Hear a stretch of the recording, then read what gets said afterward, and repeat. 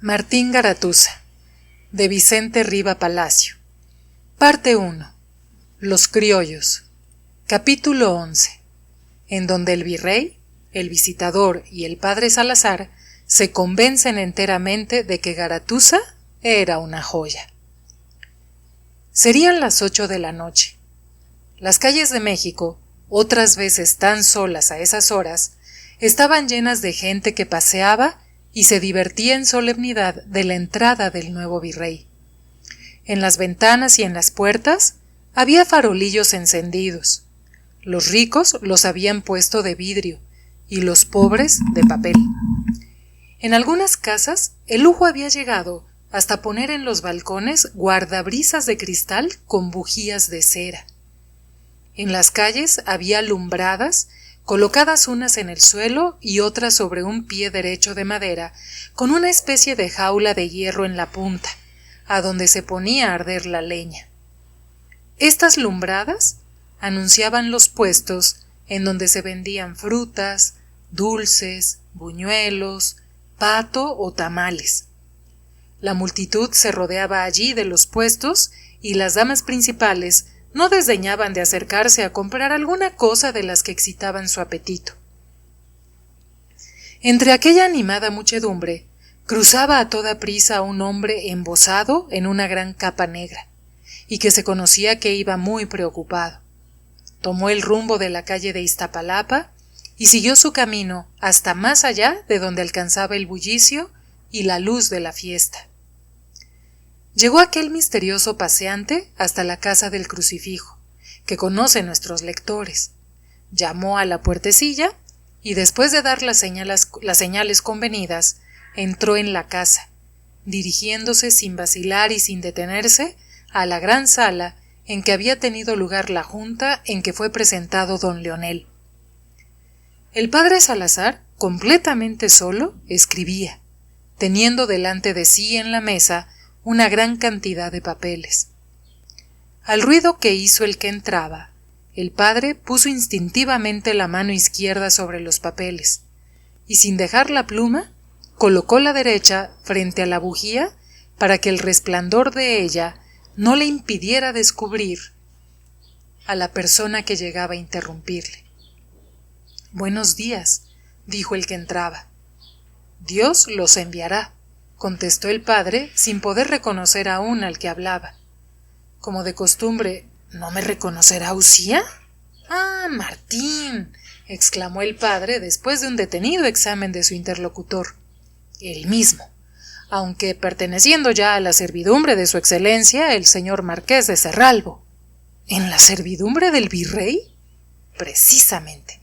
Y quizá, el hombre de su confianza». «¿Pero cómo?» «No es tiempo de referir historias. Bástele saber a su señoría que todo esto lo hago por cumplir con la comisión que me ha dado y en servicio de la buena causa». «¿Y qué hay de nuevo?» «Cosas muy graves y que debéis de saber, porque de ellas quizá depende el éxito de todos nuestros planes. En primer lugar, estoy comisionado y facultado para espiaros y vigilaros». «¿A mí?» «A vos precisamente no, pero a los criollos que conspiran contra la real autoridad». «Luego, ¿sabe el virrey?» sabe que se trama una conspiración entre los hijos de la tierra para alzarse con ella. Y sabe que se preparan para dar el grito el día 5 de noviembre. ¿Pero cómo lo sabe? Os lo diré porque estoy al tanto de todo, y esta era la misión que me encargasteis. El visitador don Martín Carrillo recibió hoy un anónimo que leyó al virrey y que yo escuché.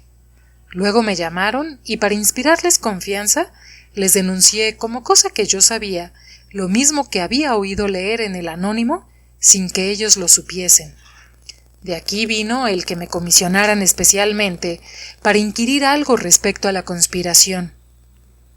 El padre Salazar reflexionó y luego dijo: ¿Y qué piensas contar al virrey ahora? Eso es lo que me ha de decir su señoría. El padre se puso a meditar, apoyando su frente en la mano en que tenía la pluma, que aún no había soltado, y luego, como inspirado por una idea repentina, cambió la pluma a la mano izquierda y escribió en un pedazo de papel. Esperó que se secara y después lo arrugó entre las dos manos y lo entregó a Martín. —¿Qué es esto? —preguntó Garatuza. Esto lo entregarás al virrey, diciendo que lo has visto caer de la bolsa de algún español. El cómo lo viste y la persona que lo traía, tú lo combinarás como mejor te parezca. Léelo si quieres antes. Garatuza extendió el papel y leyó. Era como el fragmento de una carta. La orden es que el grito se dé el día 5 porque es preciso no dar tiempo a las pesquisas sobre el tumulto, que pueden darnos triste resultado.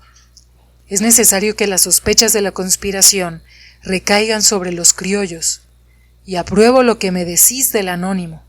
Así se encontrarán aislados. No dejéis de poner al roto el papel, que de esto depende nuestra fortuna. Comprendo, dijo Garatuza.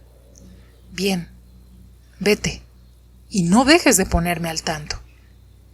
Una hora después, el virrey y el visitador, que estaban tratando de los negocios de la tierra, oyeron llamar a la puerta suavemente. Era Benjamín. Benjamín entró con todo el aire de un ministro de policía. —¿Qué hay de nuevo? —dijo el virrey. —Excelentísimo señor, muy poca cosa. —Habla. Pues, cumpliendo con el mandato de su excelencia, fui a la casa del señor oidor don Pedro de Vergara Gaviria, a donde tengo conocimiento con unos lacayos, y en donde solía escuchar eso de la conspiración de que hablé a vuestra excelencia. Adelante. Me entré al cuarto del cochero, y dos señores españoles hablaban bajo, pero yo percibí que trataban de lo mismo, y mentaban mucho el día 5, y a los criollos, y a su excelencia, y al señor visitador. Y luego uno sacó un papel que le enseñó a otro y lo rompió, y guardó los pedazos en la bolsa de su calzón. Pero uno de los pedazos se cayó, y yo le alcé cuando se retiraron, porque tal vez sirva a su excelencia, porque escrito está. ¿Y qué dice? No sé yo de eso de leer, y a nadie quise enseñárselo porque quizás sea importante. ¿Dónde está? ¿Aquí? Dijo Benjamín, sacando un papel arrugado y roto. El lector habrá conocido que Benjamín no era otro que el mismo Garatuza, que sabía leer quizá mejor que el virrey mismo. Su excelencia tomó el papel, lo leyó 2 o 3 veces y lo pasó en silencio al visitador. Don Martín Carrillo lo leyó también por 2 o 3 veces y con el mismo silencio lo volvió al virrey. ¿Español dices que era el sujeto que esta carta llevaba? Sí, excelentísimo señor. ¿Y sabes cómo se llama? Dijo el visitador. No, señor, pero le conozco de vista, y hoy le vi en palacio cerca de su señoría, y si mañana viene, se lo mostraré luego a su señoría. Bien, espérate afuera hasta que te llame, dijo el virrey. Martín o Benjamín, como quiera llamársele, hizo una profunda reverencia y salió, pero se quedó escuchando tras de la puerta. ¿Qué le parece a su señoría? Dijo el marqués. Me parece que este muchacho es vivo como la pólvora y que es un hallazgo inestimable para nosotros. Martín se frotó las manos como acostumbraba a hacerlo cuando estaba contento. Pero, ¿y esta carta? Dijo el virrey. Esta carta nos da la llave de todo, contestó el visitador. No puede ser falsa.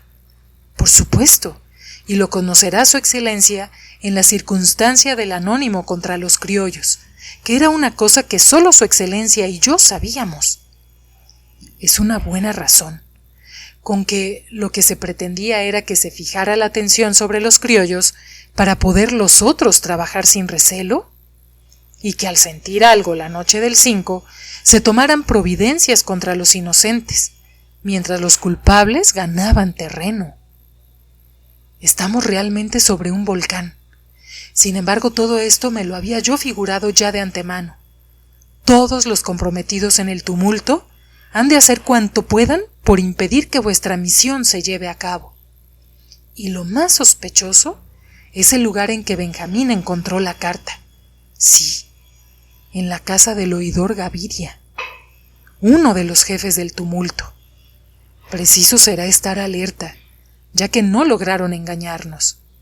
El visitador se despidió del marqués y salió. Al abrir la puerta, descubrió en la antecámara del virrey a Benjamín, sentado en un sitial, y que dormía como un podenco.